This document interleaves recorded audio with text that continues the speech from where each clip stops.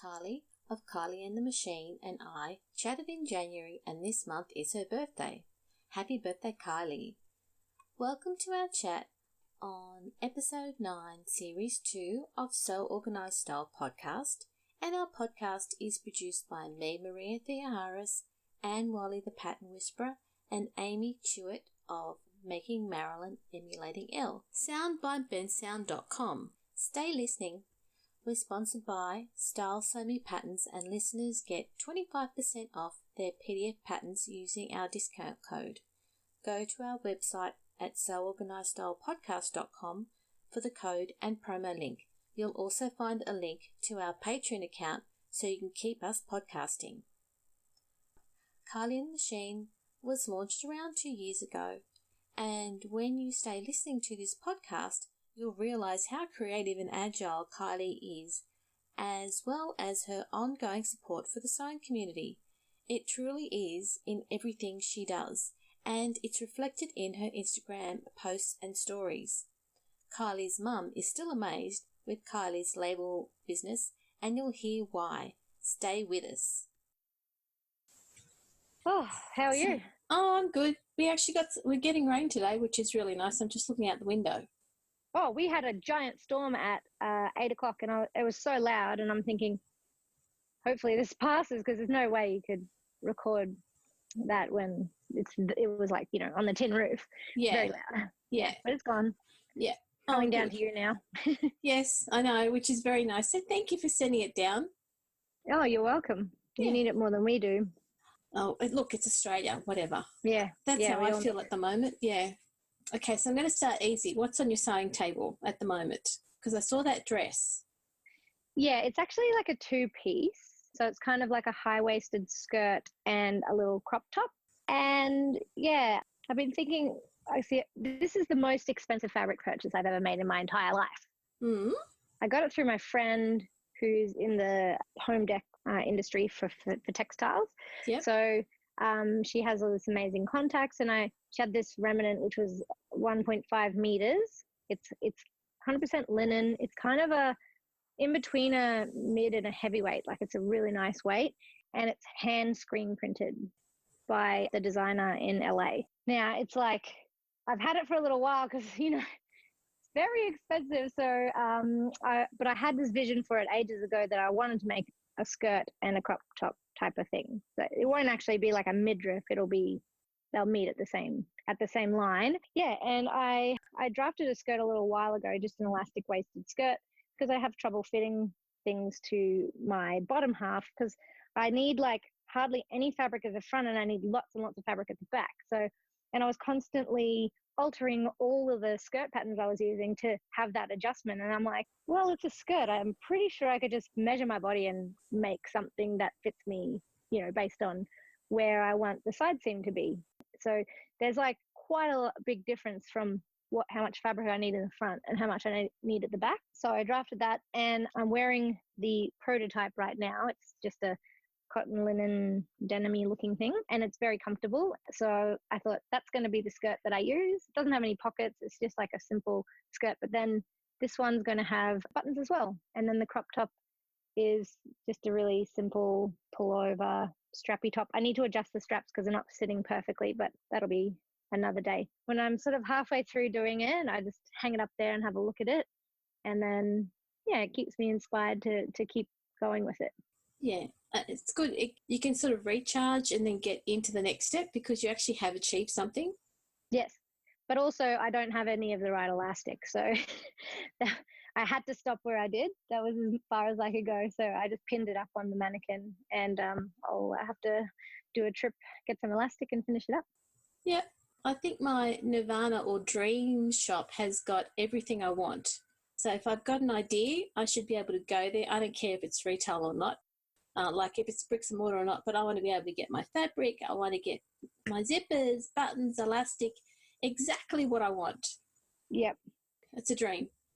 Well, I try to stock up on the things that I need so that I can shop from my own assortment of things. However, being that I have my office and I also have a home sewing area, often some of the things that I need are at home or at the office, and then actually that's not a bad thing. It just means I'm like constantly bringing things to the office and then back home again and everything like that. But it's productive that way because I get a lot done in little gaps. In between managing a household, having a business, having sip and sows every so often.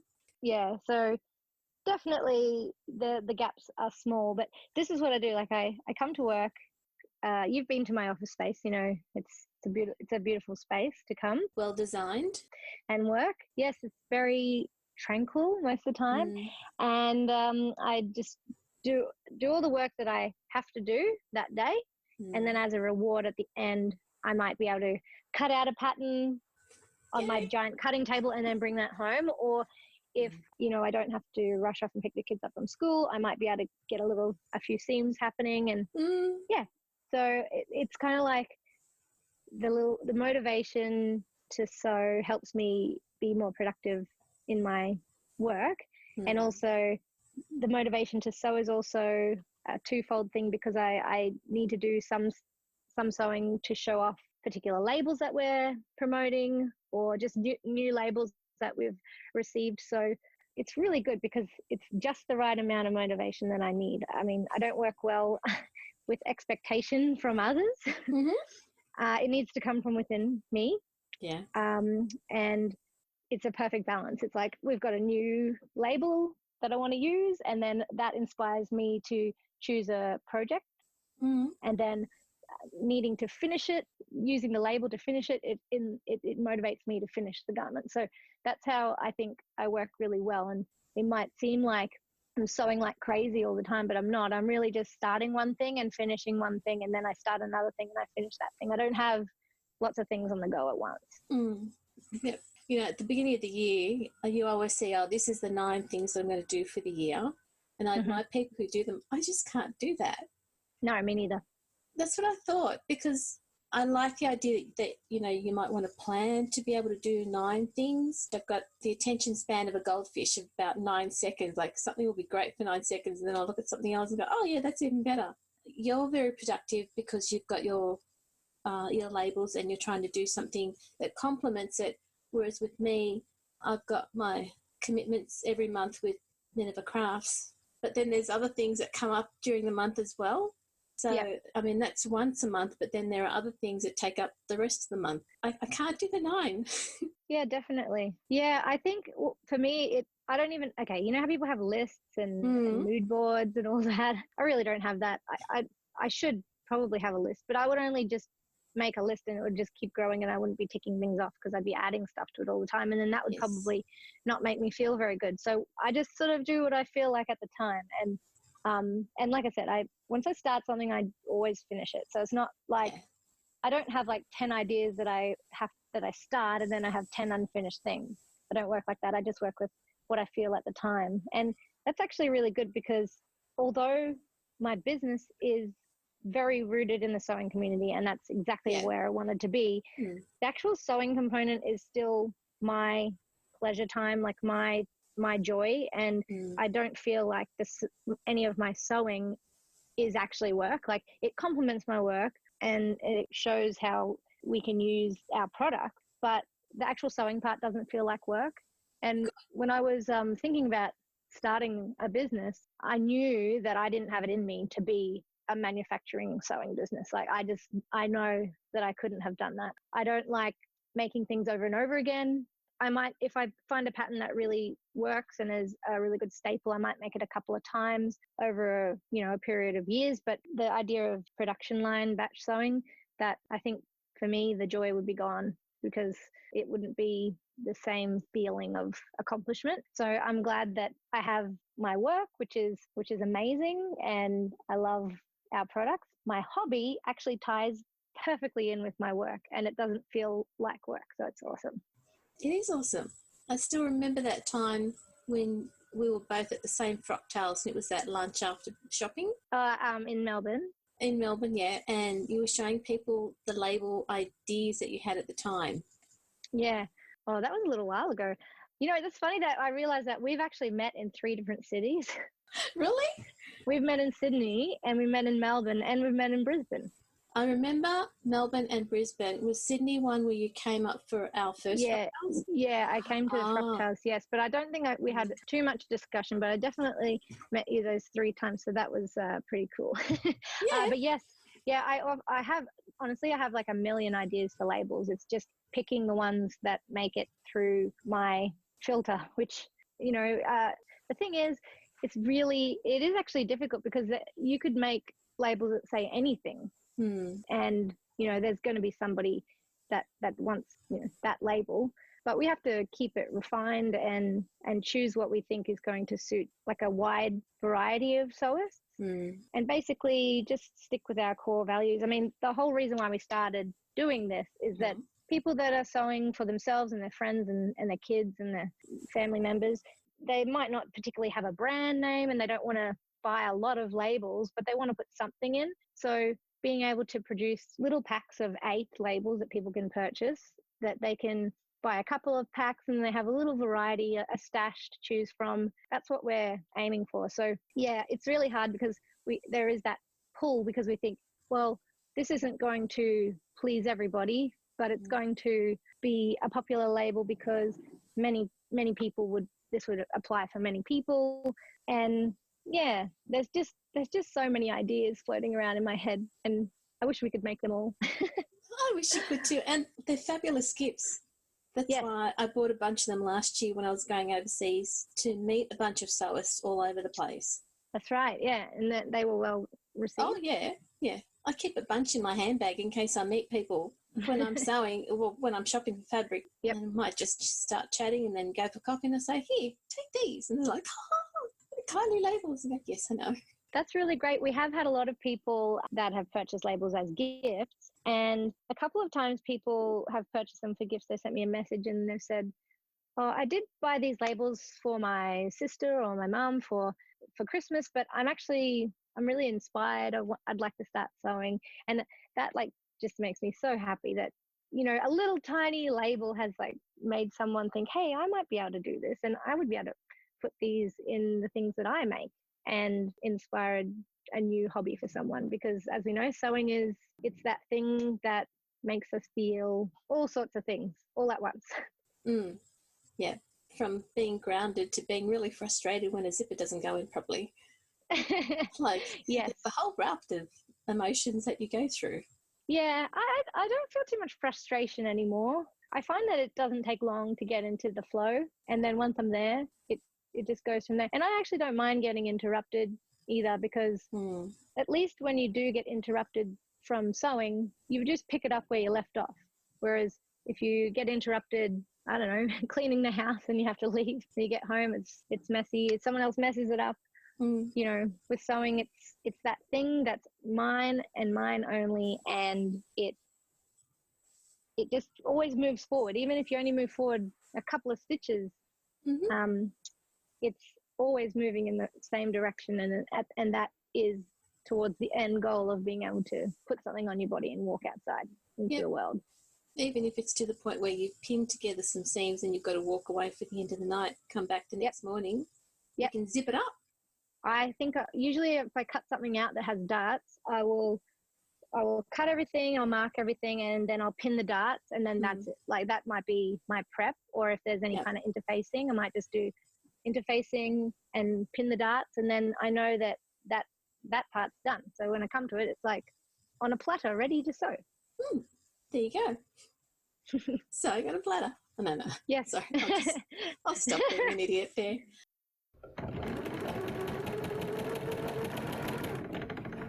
Let's get this seam done. Love this collar band.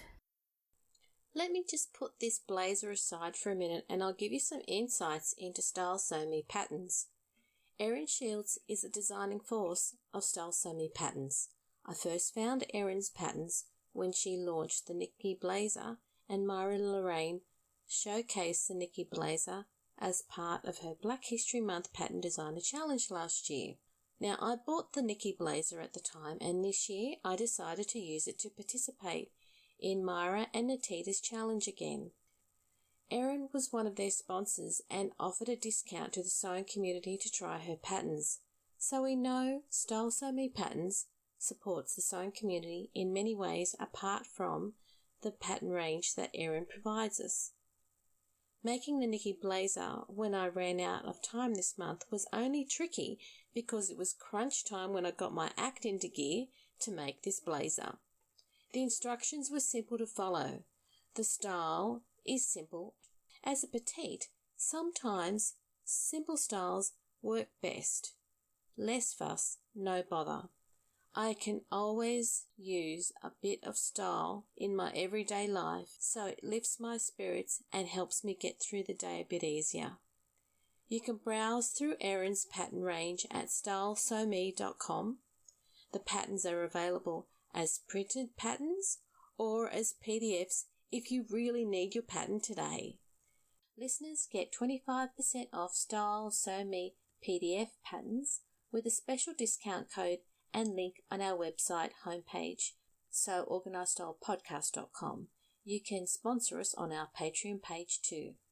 Don't be afraid to try these styles because you'll find Erin has developed video tutorials to get you from A to B when you sew her patterns. Let's get back to this podcast. So the Ida clutch. Yes. That is a huge story. So how did it start for you? Well, for me, reversing back, when I had my third son, I was sewing a lot, but I wasn't really posting anything about it. However, I was following people that were sewing. I think now why I wasn't posting is because most of the people that were following me were just friends and family, and I just thought they're not going to be interested in seeing any of the stuff that I post about sewing. So I just refrained from doing it, even though I was sewing all the time. And then on the New Year's Day of that year, I decided I'm going to post the progress photos. I'm going to post stuff that I'm doing that's sewing. And what do you know? I had lots of other people that were wanting to see that and started to follow me. And then I thought, well, I really want people to come to my website because I built a website. So I decided to offer something for free for people to come and check out what I was doing, as I did a little bit of a research on that. So then I sat in my room and I tried to make this clutch purse. I made about 5 different ones and I was getting really frustrated. I was just making them out of paper and then slowly kind of making things out of fabric. I have no drafting experience. It was very much trial and error. I was about to throw in the towel with this whole project. I literally threw all of the prototypes in a pile on the floor, and then all of a sudden the Ida clutch came to me in my mind of how I wanted it to be. And then within about 15 minutes, I'd pretty much constructed one out of paper, and then I made one out of fabric, and then there it was. I didn't make any changes since then. So it was really like a strike of lightning. It's a very odd feeling, but it was great because I said to my husband, I'm not going to get this done. And then he's like, you just keep trying. And then it came out. And then I launched it and it sort of blew up. Yes, it has. It's still blowing up. Yes. Well, all I just wanted to say was, hey, I've got a website. You can come and visit it. And you can get this free pattern. And all of a sudden, people around the world are buying expensive leather and really, putting a lot of effort into these things. I've seen ones that are embroidered by hand or they've used like vintage fabrics and patchwork things with silk linings. I've seen one that's been hand beaded by hand. And all the tassels that people are putting on them. Oh, different handles. Yeah, handles, and people have changed the size a little bit and they've made them for their friends and family for gifts. And of course, when you go to the Frocktails event, obviously when I go to any Frocktails event, there's always a big cluster of them. And it's just amazing, the support of this little pattern. It really catapulted everything from there. The Ida clutch, it's really, I could owe a lot of my success to this little clutch. It's an awesome clutch. And every time there's a Frocktails, I know in Melbourne especially, leading up to Frocktails, everyone's trying to make some outfit for the time for that night. Yep. And usually 3 hours beforehand, you'll have people posting up there, oh, no, I've almost got my Ida clutch done. Yes. And yes, it's that last piece that people have, and then you'll always see groups of people holding their Ida clutches that they made for the night. Yes, it's so funny. It's like, here are my plans. Well, my plans are to make a dress, and if I get that done in time, I'm going to make an Ida clutch. Exactly. To go with the dress. It's kind of like, it's like dangling, that little prize at the end, like, get my dress finished so I can make this other thing, and I can be fully head to toe me made. That's right. Yeah, it's awesome. I just love it. And I mean, people, I don't know, I think the post on the hashtag has something like 1,500 posts. So that means there's quite a lot of Idas out there. There are. I've seen them. It makes me very happy. That's good. See, and, you persevered and your husband said, oh, it'll come, and it came, and everyone's happy. Yes. And it's every time they go out, they make their Ida clutch. It's wonderful. Yeah, it really is. Everyone asks me if I have any plans to make more patterns, and I'm not sure. At this point, the labels and the sewing sessions that we do here, they keep me pretty busy, and we have family and kids, so I'm not sure. Pattern making it's a different thing. I guess the Ida clutch may have been a bit of a fluke, but it really did just sort of come from my brain, and maybe one day something else will just pop into my brain and I'll have to make it. So and look, if that happens, then I will. And that was a need that you had at the time, and that's why you worked it through. Yeah. Unless you need something else, you're pretty busy as it is. Yes. Yeah. Because you've got a whole team with you as well. So like how the Ida clutch blew up, our labels, they just definitely went crazy. I looked at, actually someone asked me how long we've been doing them for. I looked it up. It's from November 2 years ago. So it's been just over 2 years that when we launched our initial batch. Yes. So when I first decided to do this, I was actually very nervous to place the order because it was around about $300, and that was a lot of money to spend on a product that I didn't know if it would happen, and I wasn't working at the time. So I said to my husband, should I do it? And he said, I pretty much asked him for advice on everything because he's very, very supportive. But he said, well, would you buy it? And I said, of course I would. This is why I'm making them. This product doesn't exist and I want to buy it. So I'm going to offer it to other people. And then he said, well, go for it. I mean, it's only $300. Just go for it. And then we started making them. And what do you know? They sold out very quickly. You had to reorder them. And then we were soon making another range of styles. And then got to the point where we had lots of people asking if we could wholesale them to shops. But we weren't really ready because we needed to sort of scale up in terms of like how much we would be purchasing so that we could offer the same value to stockists. Yeah. And we really in our heart wanted to redesign the packaging because we were using plastic. And at first it was really difficult because the labels are really good quality and we really wanted people to see the quality of the labels, which is very hard to do without using something clear plastic. And then we went back and forth. Almost, I'm a bit more emotional, so I kind of like almost threw in the towel with the whole redesigning the packaging, except then my grounding husband was like, no, we have to work this because this is really important. It's important for the environment. Yeah. And I said, yes, I know, let's do it. Okay, so then one day just popped in my mind that we could use the paper packaging, but we'd have to have a photo, like a sticker on the front, which has a photo of the label. So yes. It could be bright and colorful, and then people would be able to see what it looks like. And then it went from there. And then we started sending our labels to shops in Australia and around the world. And it's just massive. There are so many people in the world that sew.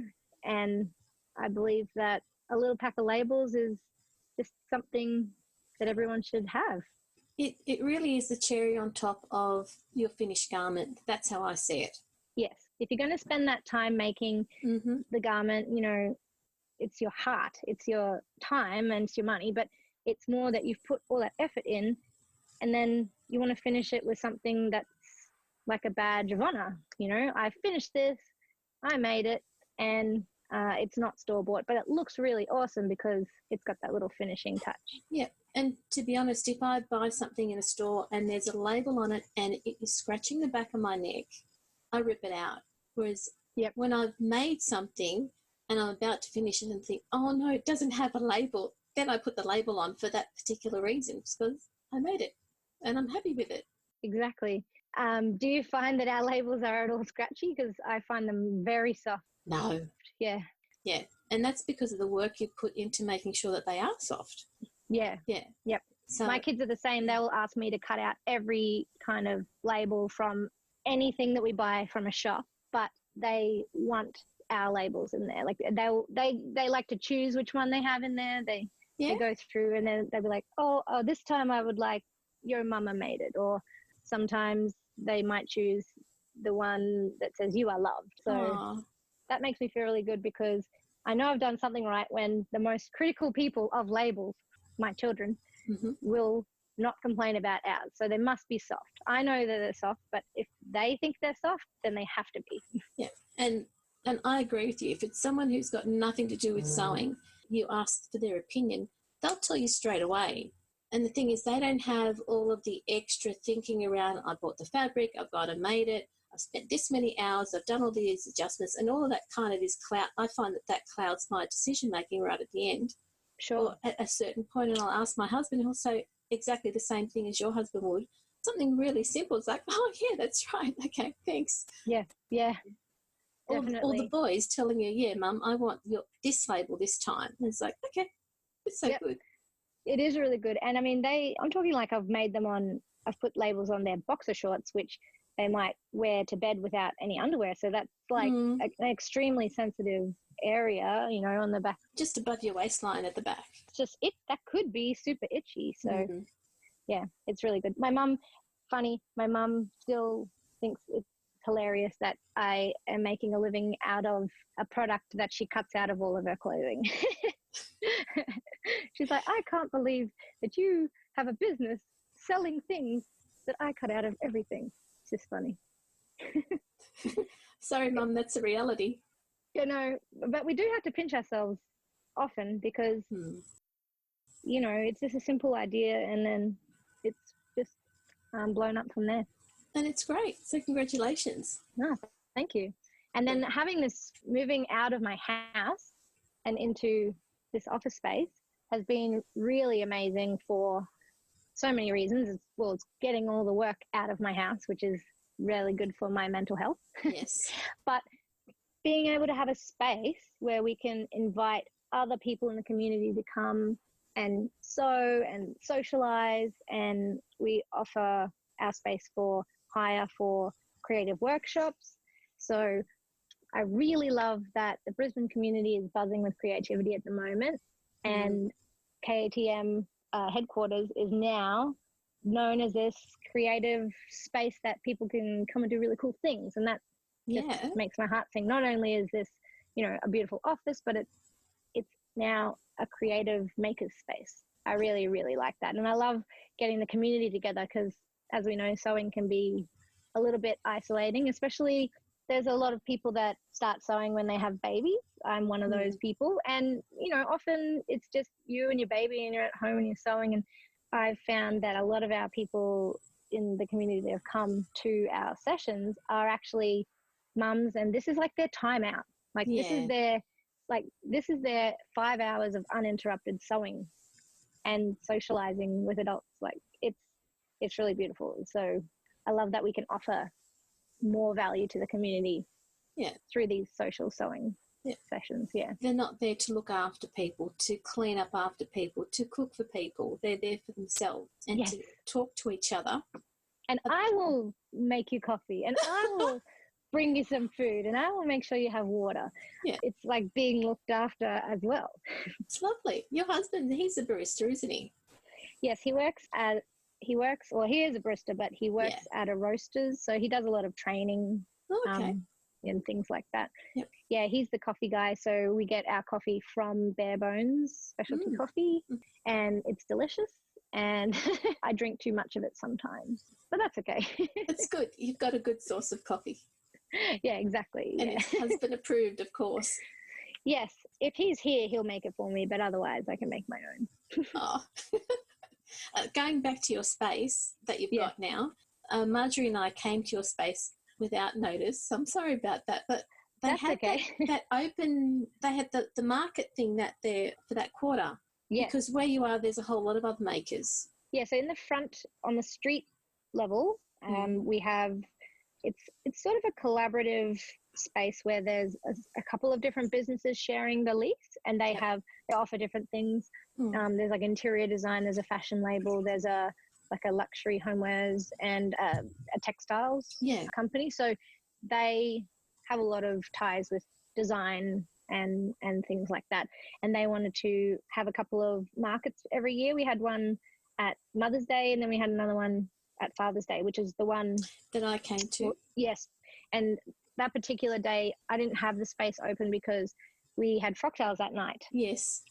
And I was very tired because I was very pregnant and I didn't feel like I could do a nighttime thing and a daytime thing. Yeah. So that particular one, we didn't do a lot. But usually when we have these market days, we have the space open, people can have a look, and we often have our labels, a special price, and there's food and there's entertainment, and my husband's always making the coffee. So yeah, it's really fun. It was a really buzzy day. We'd been looking at selective fine fabrics, and then Marjorie said, "Oh, I think it's around here. I think this is where Kylie is," and that's why we rocked up. So I'm sorry we came unannounced. Oh no, that was a beautiful space. Fine. Yeah. Yes, it is. Yeah, it's really nice. Even when it's raining, like today, it's still beautiful. There's a creek at the back, so sometimes I stare out the big glass window and I see a little family of ducks. That's cute. Really cute. Yeah. You don't get that in a normal office space. No. Not in a big city. In fact, I just arrived at the office about 20 minutes before this interview, and I realized that I had left my key for the office at home. But luckily my landlord was here and he let me in. Oh, thank you to your landlord for making this interview possible. Yeah. Could have been a disaster. I do only live 6 minutes away. You could have been standing on the road. Yes, yes, that's true. But I only live 6 minutes away, so I could have just driven home, but still. Thank you. That's good. I think one of the other pieces that I wanted to find out from you, I think around July, August, there's usually remembering what happened in Bangladesh. Yeah. Yep. When they had the fires, and it was all those workers who died, and they were working in terrible conditions. Yes. Is that something that you'll be involved in every year? So last year there was the Fashion Revolution Week. That's it. That was organised by Naomi from The Soloist, and they had a couple of panel discussions about sustainability, and I was involved in that, talking about the renaissance of home sewing and how that plays into the sustainability of fashion. Because as we know, even though we might be paying extra for something, it doesn't necessarily mean that it's made ethically. So basically, I don't buy clothes for myself. I only make my own clothes, and we accept hand-me-downs for the kids as much as possible. And it doesn't need to be a perfect all or nothing type of situation. As long as you're not over consuming anything, and if you can buy something that where it's made and that it's made ethically, then that's going to help. And I think that is driving a lot of new and potentially younger sewists to our community, because they see these ethical fashion companies, and a lot of the designs are simple, but they have good quality fabrics, and they think, well, I think I might be able to make that. And then that gives them the motivation to start sewing, and then it's a big cycle. So I think with ethical sewing, it is going to get bigger and bigger in terms of industry and what's available to purchase, but also I think as that becomes more popular, so will sewing. Yeah. It was a 3-day festival type of thing. I don't know if it's going to run again this year, but if they do ask me to be involved, I would love to be. I'll definitely visit, even if I'm not a part of it, because it was really great to meet more people in the community. I mean, I'm actually, it's hard to believe, but I'm actually quite an introvert, but I push myself to get out there and do stuff, because I know that it's always good to meet new people, and I always feel better afterwards, although I am exhausted. But I do know that by meeting more people and getting out there in the community, that I am kind of helping in a way, helping to spread the word about sewing. Yeah. I feel like that's kind of my duty and my role as well. Well, thank you. From a consumer, I suppose, and from someone in the community, I'm really pleased that you do that. And it's really great when you do get involved in those initiatives and you spread the word around it, because I don't follow everyone who's into the sustainability side of things. I follow the people that I know, and if they're into it, then I'm happy to learn through them. Yes. So that's why, you know, from my perspective, thanks for doing that. Oh, that's I do it for everyone. I know. But you're totally welcome. Yeah, I don't know. I just feel it's actually, sometimes I speak to people and they still don't understand that there are people that are sewing. Like, it's just funny. I might meet somebody new and they might ask me, you know, what I do. That's the question that people ask. And then I explain simply about the labels, and then I usually have to re-explain that it's not for people to put in their kids' school uniforms. No, it's for sewing, people that are sewing at home. And then people are often, people sew at home. Yeah, exactly. So I think there's a lot of work to be done. Yeah. I'm not trying to convince everyone to sew, but just to know that it is a thing. You know, it is possible that you could sew your own clothes from home if you wanted to. If you don't want to, that's fine, but it is possible. When they start from what they know to what they don't know, and they talk about labels that you iron into your school clothes, that's their starting point. They don't know any other reason. We do, because we want them, and you're doing them, so we're really thankful. Yes, that's right. I guess, I don't know. I just really want to let people know that sewing isn't really, it doesn't have to be to replace buying things as well. Like, yes, if I make something I'm not going to go and buy it, but it can also be just for enjoyment. And of course, if you're looking at, I can see a top here and it costs $80, I can go and buy fabric and make it, and probably in the end it's going to cost $80 if you work in your time. But you can't really think of it like that. You really, it needs to be that you enjoy the process as well. So if someone was sewing just because they didn't want to pay $80 for something, then that's probably not the right intention. So if someone is actually interested in sewing, I would love to point them in the right direction. I get countless messages all the time of, what sewing machine should I buy? Is there any sewing classes around? Where should I start? Honestly, my best advice is to just do some research. I actually taught myself to sew from the basement of my mother-in-law's house in the winter in Canada, when there was not much else to do. Yeah, wow.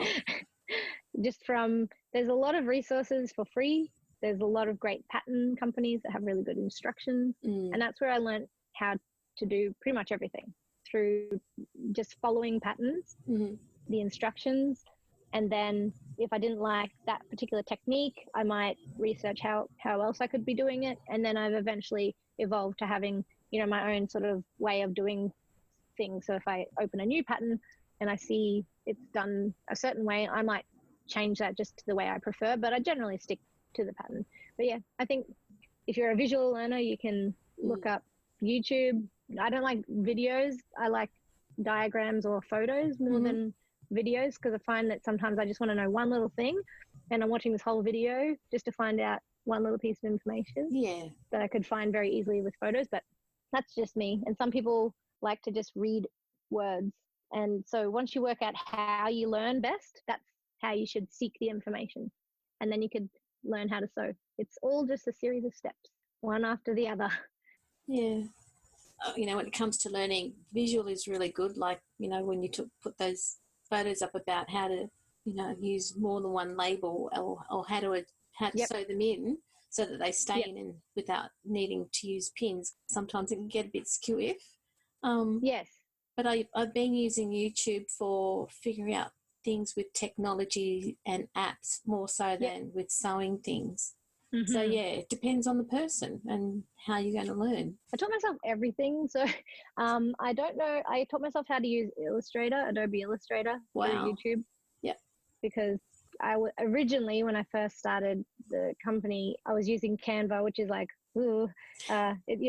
designers are like, oh, Canva. It's great for social media and things like that, but it's limiting. I wanted to be able to have complete control. And then I got Illustrator, and then I realized I didn't know how to use it because it's all in a different language, basically. So I basically work out, I want to do this, and then how do I do this in Illustrator? And there's so many different YouTube tutorials for that. Every time I've needed to find out one thing, I've looked it up, and then this one tutorial's taught me like 3 extra things I didn't actually search for. So yeah, it's just about absorbing that and applying it. But it's the same with sewing. It is. So if I can step back, because I should have asked this at the beginning, on your website you said 32 years to get to find out what it is that you love. Yeah. So what were you doing prior to that to lead up to the 32 years? Whoa. Oh, whoa. Well, I didn't want to start with that question. No, well, it's a bit too deep. I wasn't really doing much of merit, I tell you. I went to school, but in high school I did a little bit of university. I mainly worked full-time in retail management and franchise management, and then I actually worked in furniture sales and management there as well. And then I actually left there to I worked in a tattoo shop. Ah, okay. Yep. So I first was just being the help and the customer service, and then I started to do some tattoos, and I only was there for maybe a year and a half, and I realized that it wasn't really my passion. Like, yes, I liked to do some drawings and do certain tattoos, but you're at the mercy of what the client wants a lot of the time. And yes, this is the whole thing with sewing. If I'm not into the idea or the subject that I'm doing, then I'm not really interested in it. Yeah. So I felt like I wasn't really giving it what I needed to give it. So I decided to leave there, and then I worked in insurance. Mm-hmm. And then I went to Canada on a working holiday, and I met my husband. So I didn't actually have many hobbies, because most of my free time we were just socializing, going out to nightclubs and dancing, and probably spending my money on outfits to go out nightclubbing and dancing. So it's really like a cycle. I don't think I was unhappy or anything like that, but I didn't really have that thing that I liked to do. That was my own. Okay. Yeah. I think also when you get, as I've gotten older and then discovered this, and I realized that I really enjoy my sewing time, because I actually really enjoy my alone time, because I am an only child. So I have had a lot of alone time growing up, and I didn't realize how much I sort of needed that until I discovered sewing. So sewing for me is not only a creative outlet, but it's also just that introverted alone time. Yeah, that's just for me. So it grounds you back to who you are. Yeah. Definitely. Yeah. And that's why I mean, like, I love all of it, all the process. The only thing I don't like doing is gathering, but I mean, that's really neither here nor there. I don't mind cutting. I don't mind any of the process. I don't even mind if I have to unpick some things. It's just, I love it all, because it's my thing that I'm doing. I'm glad you found what makes you and what motivates you. Yeah, me too. I started off doing quilts because my stumbling upon sewing was actually by chance as well, because I was living at my mother-in-law's, and she had an old sewing machine. I said, can I have a play around with this? She said, sure. It was my mother's. It wasn't in very good shape, but I decided I'm going to make a quilt. So I went and I bought some quilting fabric, and I made a quilt, a baby quilt for my son. And then I started getting really into following quilting bloggers, and I was like planning all these quilts and cutting out and starting things. But I feel like I did a lot of starting and not a lot of finishing when it came to quilts. Right. And they're a big investment in time, because there's so many components, and it's just very time consuming. And then I made my first garment, and then I thought, wow, this is great. you can cut out, and you can sew it together in, probably what was a few days at that time. Yeah. And then you can have a finished product. And I think as much as sewing is not instant gratification, when you've come from quilts, sewing a garment is like it's amazing. And you can actually just wear that thing around. It's not like you've made this thing that's taken you 100 hours or more and it's just sitting on a bed. Yeah, that you'll probably never take people into, whereas the garment you're wearing and you can wear it wherever you want to. Exactly. So, and then when I wore the first garment I made for myself was actually a maternity top, and I wore it to a party and I got a couple of compliments on it. So then I was hooked, I think. Even better. Yeah. Yeah. I was hooked after that. Not only did you think it was cool, a lot of other people thought it was amazing. Yeah, because I think especially, more so in Canada, when I lived there, there was a lot of the same fashion. Like a lot of people wore the same few brands. So for someone to wear something that they hadn't seen, it obviously stood out more. I feel like maybe things have changed now because I've been back in Australia for 5 years. When I walk around Australia, everyone's wearing really bright, colourful things. Just everyone looks very unique and different. And so I feel like I might blend in more in Brisbane than I did when I first started making garments, 10 years ago. Yeah, it is a great feeling when someone compliments something that you've worn, that you've made, especially when they're like, oh, where did you get that? Where can I get that? Type of thing. Yeah. Oh, sorry. I made it myself. I know in an office environment, I'll say, oh, yeah, I made it. And they go, oh, can you make me one? I'm going, no, sorry. No. Oh, no, but I'll pay you. It's like, no, I don't want to. Sorry. Oh, it's sometimes a bit, it is one of those awkward things, isn't it? Yeah. Where you don't want to like sound like you're like selfish or whatever, but if that's not your thing that you do, then you shouldn't do it, I guess. No. My assistant Josie, she is such a selfless sewer. She's been sewing for much longer than me, and she makes things for everybody. She makes things for her husband, her kids, but she also makes things for like her friends and her friend's husband, and she makes things for people that are family that live overseas, and she sends them things. She's amazing. That wouldn't motivate me, and I make things every now and again for my kids and my husband, but she's very much, she probably makes less for herself than other people. Okay. I'll see her and her whole family will be wearing stuff that she's made. So Sally, my other assistant, she is the one that packs all your orders. So if you are ordering directly from the online shop as a customer, they're actually being packed by Sally. Everyone has commented on how beautifully things come packed, and I'd love to take credit for it, but it's actually Sally. She's a very perfect, she's a perfectionist when it comes to packing things. That's great. She puts a lot of love in it. Yeah. Thanks, Sally. Yeah. So when it came to sewing those scarves for the volleys now. Oh, yes. Yep. Because it started off with making them for the fireys, was that something that you both wanted to arrange, or was that something that came from one of you or the whole team? Well, yeah. So Josie was actually with a friend while she was in labour during that whole thing. Oh. Yeah, so she's sort of missed it all. But, okay, so the organisers are in Victoria, and they had organised with the CFA to make these things, and they just contacted me and said, would you help us promote this? And I said, okay, yes. And then I thought about it. This was on Saturday afternoon. Yeah. And I was by the pool, and my kids were swimming, and my husband was swimming, and I said to them, hey, could we host like a sewing bee tomorrow? Would you help? And my husband said, a bit late notice. Do you think people will come? And I said, well, yeah, they will, probably, at least a couple of people. So I said, yes, I'll help you promote it, but I will also host a sewing bee. So obviously it was late notice. I think I posted it at about 5:30 on the Saturday, and it was starting at 10 a.m. the next day.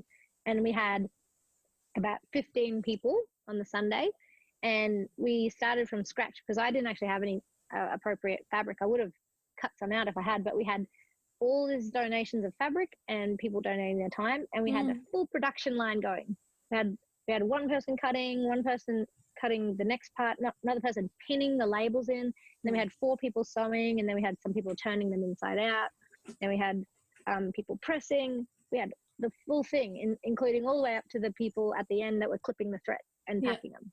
So we had a proper system going, and I knew that there were people that wanted to come that couldn't do the Sunday. So I scheduled another day on Tuesday. And then I thought, oh, let's just go big and try and get 500. And we ended up making almost 600 by the 2 days were up. So that was awesome. And then I woke up on Wednesday morning to find out that they weren't actually going to be accepted. So we contacted a few other people. Well, when I say we, Sally, my other assistant, she contacted a couple of people, and then she found the Queensland SES rescue workers will accept them. So we shipped them to them. So it was a happy ending. And you know what?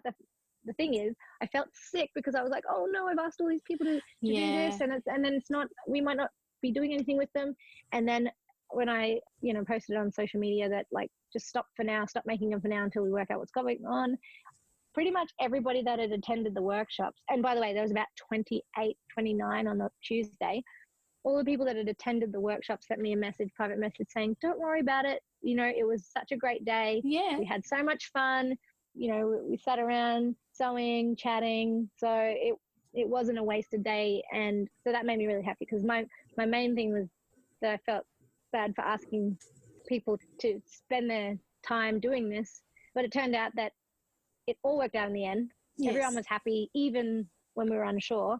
And then everyone was very happy when we found out that we could actually send them to where we wanted to send them to. Exactly. So yeah. That was good. Yeah. It was really fun. It was a good buzz. It was a good feeling that day, those 2 days. That's good. I mean, and I think there are still sewing bees happening now for pouches and for wildlife. And, the recovery at the regional level is going to take a whole lot longer. So it's going to be interesting to see what else the sewing community can get themselves organised to do for people who have lost everything. Yeah. So that's really good. Definitely. Yeah. I'm very happy that we have this space that we can do things like that every now and again, because you do feel helpless, when things like this happen, especially being in Queensland. We're not really close to where the main fires are happening. Yeah. But, the support of the community is just phenomenal. The fact that even 15 people just, whatever they were doing on Sunday, they weren't doing it anymore, and they were coming in here and making cooling neckties. That's right. Great. Some people had planned to go to the beach.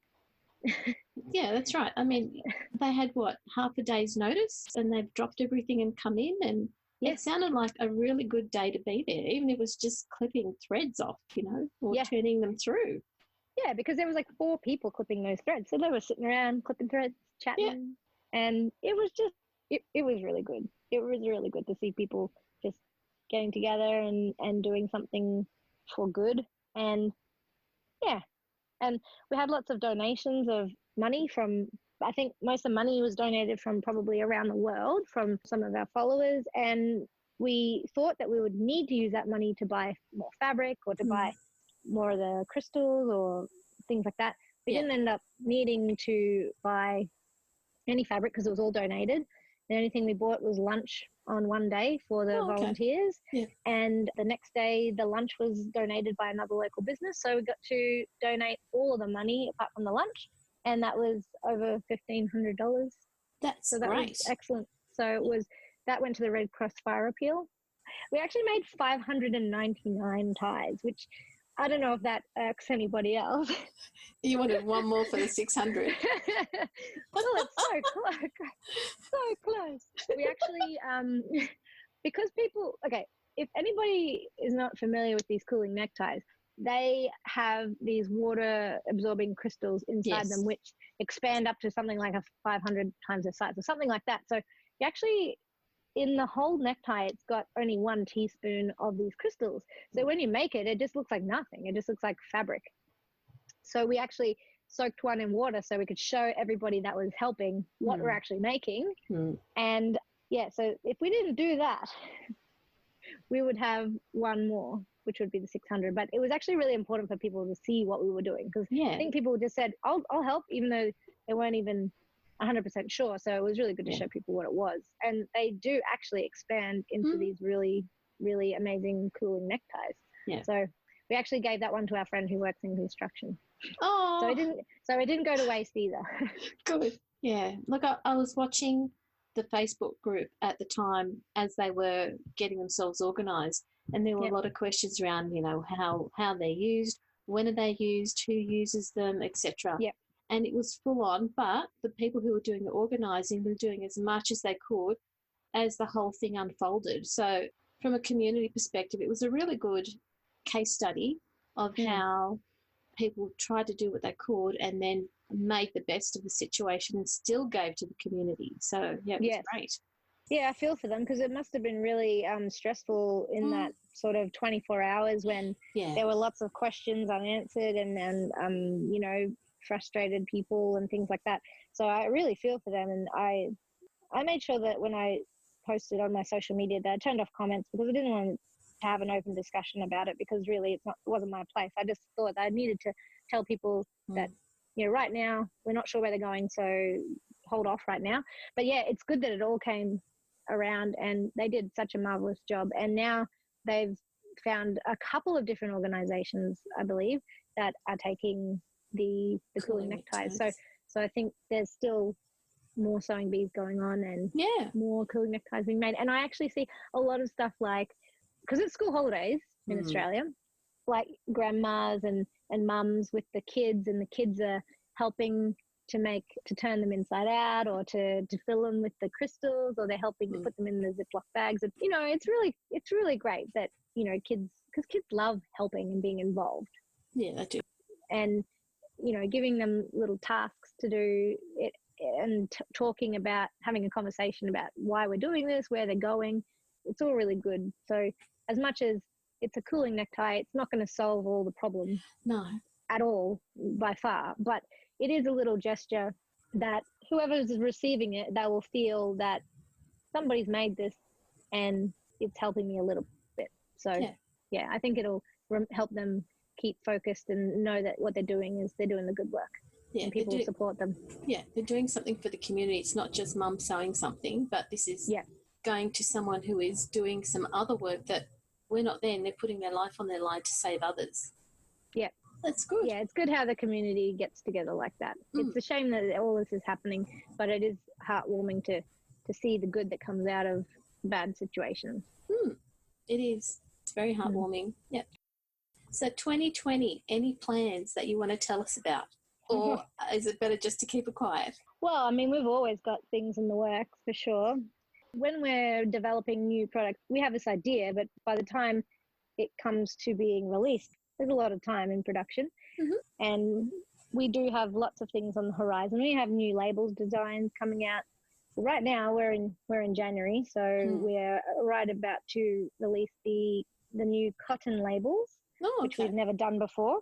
So they're made on cotton, and they have 4 different, I actually drew these cute little logos for each of the designs, and there's 4 designs, and one says linen, cotton, silk and wool, and they all have little logos. So they're being released now, but this episode's not going to be released till March, and by then there'll be other new products. But just in case they're not released yet, I'm not going to say anything right now. But yeah, so we have other products, not just labels. That's all I'm saying. Okay, all right. Oh, it's hard.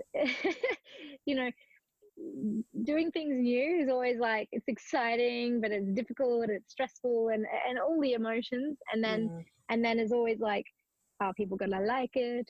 That kind of thing.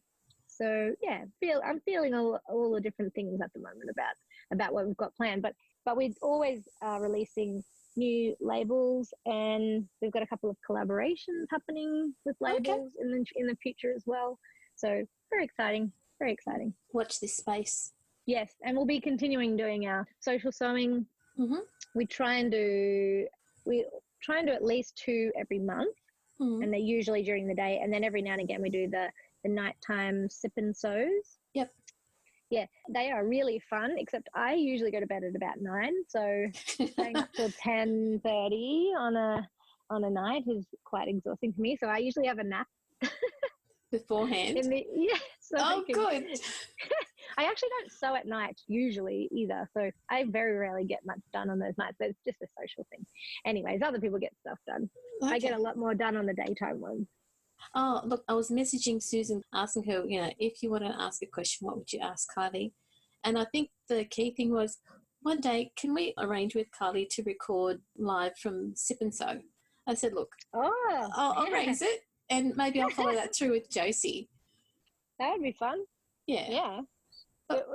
Yeah. I mean, it's just a lot of chatter about sewing and patterns and things like that. So yeah, it would be interesting to be a fly on the wall. I wonder if not that anything gets out of hand without conversations, but I wonder if things would be different if people knew that we were listening. Anyway, that's funny. Cool. Yeah, I don't know. I feel like 2019 was like a very, very huge year. Yeah. For so many reasons, because I was working at home in the beginning of the year. I moved into this space in April, and in the beginning of the year, I found out I was pregnant, and I decided I was feeling pretty rubbish, like morning sickness and stuff. Yeah. And I had been thinking about, needing an assistant. And then with being pregnant, it gives you timelines for things, because you're like, when your due date is, so you think, oh, I've got to do this and this and this before the due date. I asked Josie to be my assistant because, one, she's just very intelligent. She's an editor, a writer. She's good with words, and she's like a lovely individual. She's very organised. Very organised. Yes. She already knows the product and the business. She's already so that was great. I didn't have to teach anything like this. And she also, we're both Aries, which we probably shouldn't be friends. I don't know, but anyways, but it just works somehow, and she pushes me and in a good way, and she keeps me accountable. And yeah, basically we thought when you have a due date, it's also a good date to set goals for, So we were like, well, by September, we'd like to have this and this, and we'd like to maybe be selling our products in this many shops. And then it got, halfway through that time period, and we were pretty much already there at our goal that we had set for September. We were basically at our goal by July. Wow. So, yeah. And then that's great. So we said, okay, we have to reset this goal now. And that's new to me. Usually I set things so high that they're unattainable, and I thought that I was doing that, but it happened really easily. I have to thank Josie for that, keeping things organized. And then, of course, when it came time to have my baby, we found out that I thought I was in labor, and we actually found out that his heart had stopped. Yeah. So we had to that's hard. Yeah. So and we I'm found really out sorry that happened. Yeah, thank you. It really was a blindside. Yeah. I've had 3 other children with no complications, so having a baby die is just, that was not even on my near radar. No. So that really caught me off guard, of course. And it was such a sad time. And, we've had to work through a lot of things. And I think a lot of what has helped me has to do with our team, like with Josie and Sally. Josie was actually overseas at the time, which was really heartbreaking because she's not only my assistant, but she's my friend. Yeah. And we had just launched a brand new product the day that I went into hospital, and we had so many orders, and they just really just took care of so much and kept the ball rolling. And but what else has helped me a lot is having a hobby like sewing. Yeah. And being able to, I feel like I'm at the point where, because I'm quite experienced at sewing, when I do sew, it helps me to actually reflect on other things that aren't sewing related. Yeah. Because I can sort of do some really deep thinking. Yeah, I should mention that we named our baby Albertine. He was a baby boy.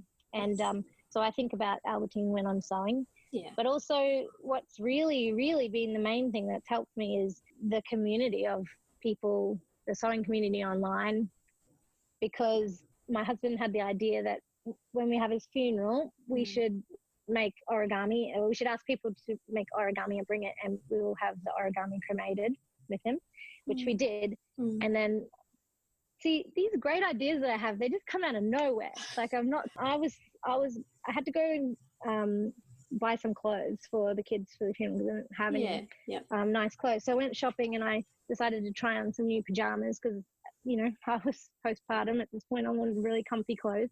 I'm trying on these pajamas in this change room and bam, this idea came to me.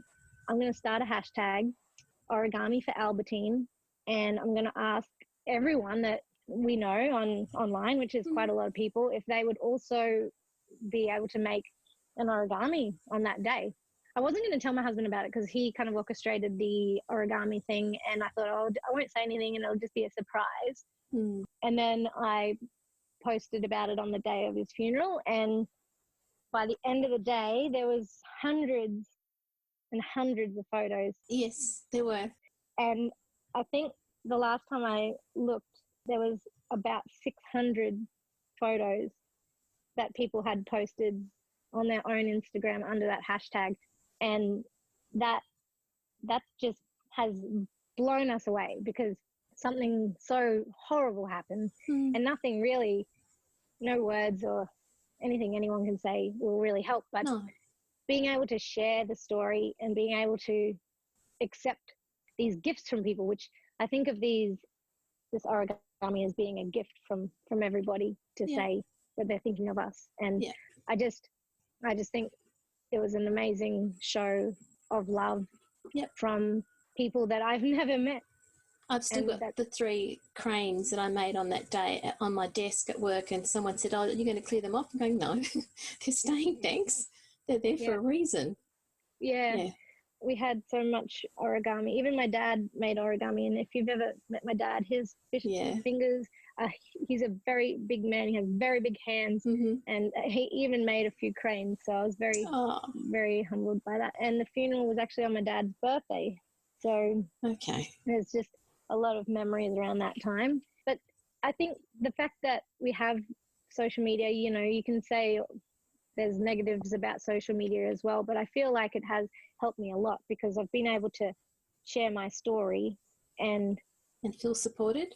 And also I've had people contact me saying that they like thanking me for sharing my story because something I've said has, you know, helped them in some way because of some other loss or maybe a similar or a different circumstance has happened to them, but something that I've said has spoken to them. So, you know, I think having a hobby that I can do, which helps me reflect while I'm doing it, and also having a really supportive community to be a part of, that has helped me so much. So, and also having 3 little children that need breakfast every morning, that's helped me get out of bed every morning, and they'll ground you.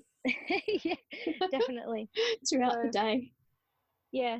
And then in terms of my business, I mean, everything has changed really because we thought we would be sort of taking a bit of a break and, you know, while having a newborn and feeling sleep deprived and all of those things. I mean, you know, we're still grieving, but we do have more opportunities to do more different things now. So I think this little baby who we never really, you know, got to meet properly, he really helped us to move towards and move past a goal that we'd set. And then he's allowed me to see so many different emotions and so much support and all this stuff that I didn't know was around me until this happened. And then now he also gives me the strength to know that, you know, we can sort of take things for granted, and we shouldn't, because, you know, life is precious and everything we do should have a purpose, and we shouldn't, you know, we shouldn't overlook it. We shouldn't overlook it. We should just, I don't mean like keeping busy all the time. I mean, we need to have self-care, but, you know, if there's an opportunity for something that is going to bring us joy, then we should do it. Exactly. And that's what this my business truly does bring me joy. It's the community, the products, it's everything that I love. So it really doesn't feel like work at all. That's great. I'm glad you found what makes you happy, and with everything that's happened last year that, you know, you've been sorely missed. Yeah. So thank you. I know I can't put into words because I haven't gone through what you've gone through, but I'm really thankful that you're here and that, you're still with us and the whole family. Me too. Yeah. Yeah, that's for sure. We talk about this a lot, and it's like, it's better that we take every day as a blessing and not for granted. It is a privilege.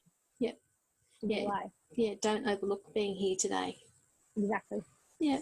Oh, that's great. Thanks, Kylie. On another note, are you going to the Sydney Frocktails? In April? Yes. Yeah, I think I bought the ticket because she sold them like as soon as Melbourne was finished. I thought, I'll just get it. And I'm going. Are you going to come? Well, I have a ticket. Yeah. I have a ticket.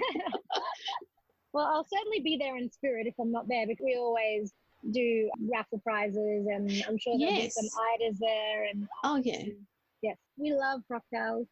If anybody is listening that organises other Frocktails that we don't already donate to, just let us know, because we're always happy to donate a prize for the sewers, because we love the sewing community. Yeah, and we love you back. Awesome. We pretty much do sponsor all of them that I know of, but if I know that every year there's more and more popping up in different cities around the States and in Canada as well. So yes, I know. They've been picked up all over the world. Yes, so there's been lots this last year, but in 2020 we've already heard of the 3 new ones that is the first one, so that's awesome. Yeah, it is more Frocktails. Yep, and our listeners, not just Australian, but America, the UK, all the English-speaking countries. Whenever we put a podcast out, it hits the top of the charts. For the days that it goes up, we're usually at the top of the charts in the craft part of all the English-speaking countries. So we do have listeners who are not just Australians. That's really good. Yeah, awesome.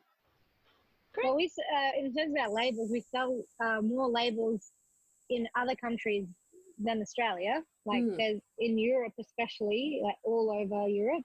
Yep. They love sewing and crafting.